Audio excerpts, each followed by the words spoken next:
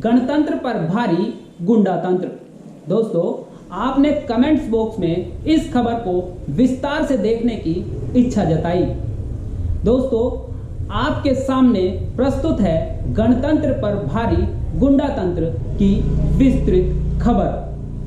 गत सप्ताह पश्चिम बंगाल की मुख्यमंत्री ममता बनर्जी दिल्ली में 3 दिन रही और उन्होंने यह कहते हुए भाजपा के विरोध में सभी विपक्षी नेताओं को एकजुट करने का प्रयास किया कि केंद्र सरकार सभी संवैधानिक संस्थाओं को कमजोर कर रही है।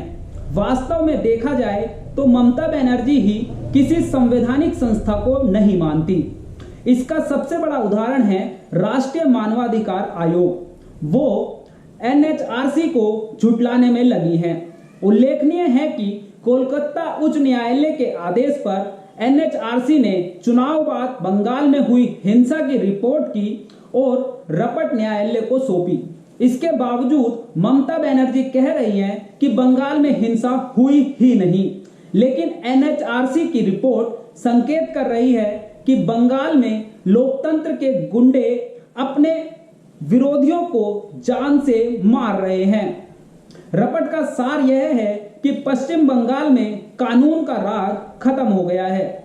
यह भी कहा गया है कि यदि बंगाल में हिंसा नहीं रुकी तो वहां लोकतंत्र नहीं बचेगा, यानी राज्य में वही लोग सुरक्षित रहेंगे जो सत्तारूढ़ तृणमूल कांग्रेस के समर्थक होंगे।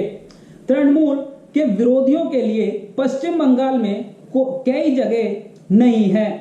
इसके साथ ही यह भी लिखा गया है कि अन्य गंभीर अपराधों की जांच के लिए एसआईटी का गठन हो और किसी सेवानिवृत्त न्यायाधीश की अध्यक्षता में निगरानी समिति बने। यह भी अनुशंसा की गई है कि हिंसा से जुड़े मामलों की सुनवाई बंगाल से बाहर करने की व्यवस्था की जाए। रपट में पीड़ितों के पुनर्वास, उन्हें सुरक्षा देने और उनकी आजीविका की व्यवस्था करने की भी बात कही गई है। जांच दल ने यह भी कहा है कि घटनाओं पर निगरानी रखने के लिए हर जिले में एक स्वतंत्र पर्यवेक्षक की तैनाती हो। रपट में नंदीग्राम में ममता बनर्जी के पोलिंग एजेंट शेख सुफियान, विधायक शौकत मोल्ला, राज्य सरकार में मंत्री ज्योति प्रिय मल्लिक, विधायक पार्थ भौमिक, विधायक खोकर दास, नेता जीवन दास, उदयन गुना आदि पर गंभीर आरोप लगाए गए हैं।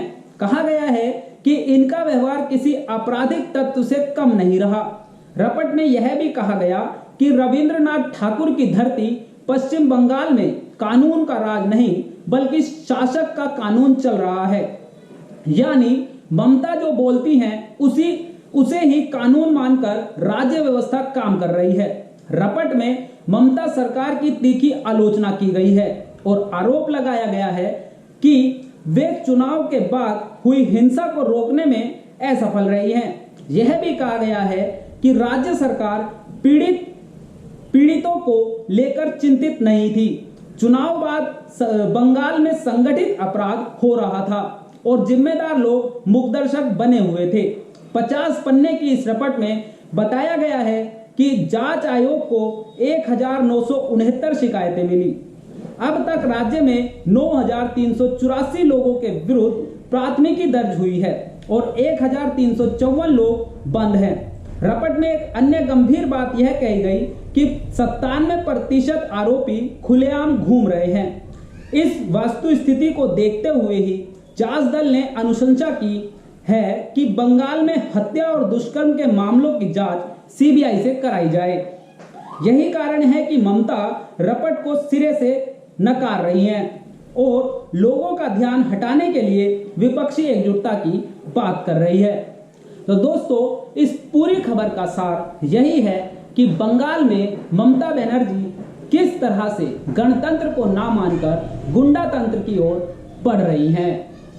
बाकी आप किसी और खबर को भी यदि विस्तार से जानना चाहते हैं, सुनना चाहते हैं, देखना चाहते हैं तो कमेंट्स बॉक्स में लिखकर जरूर बताएं।